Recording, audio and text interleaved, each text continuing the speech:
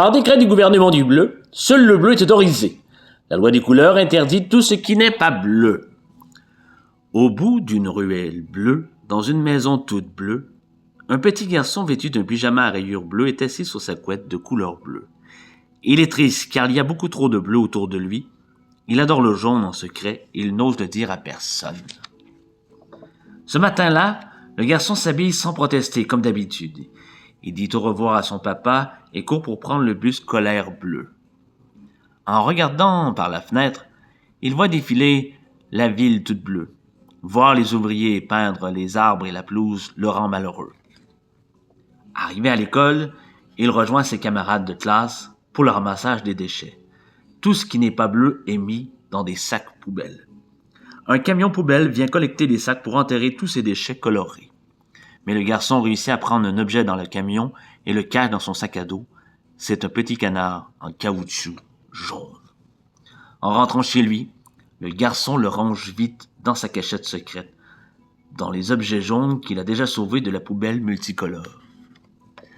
Voilà l'introduction, les premières pages de l'album La vie en couleur de Robert Tregonning aux éditions Keyman, illustré par Steph Murphy.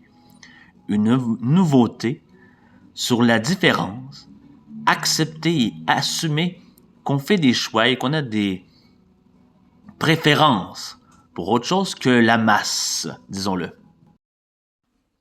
Donc, l'album La vie en couleur de Robert Tregonning aux éditions Keyman, illustré par Steph Murphy. Je vous ai lu et je vous ai montré les illustrations des quelques premières pages de ce nouvel album tout bleu, tout beau, sur la différence, l'acceptation de la différence, l'acceptation du fait qu'on a des goûts différents des autres, qu'on veut autre chose, qu'on exige autre chose de la vie peut-être même. Donc un petit garçon, je vous conte pas tout bien entendu, la suite est assez mignonne avec son papa, la relation que le petit garçon a avec son paternel, et bien sûr l'histoire finit bien. Il va y avoir un peu plus de couleurs que de bleu dans la suite de l'album. Le papa va accepter la différence de son petit garçon. Bien entendu, on est dans une analogie. On peut prêter des intentions à cette différence-là. Ça pourrait être bien d'autres choses. Ce que vous voulez. Hein, différence de sexe, de religion, d'attirance, de ce que vous voulez. Dans ce cas-ci, une analogie avec la couleur, le jaune. Le petit garçon tripe sur le jaune.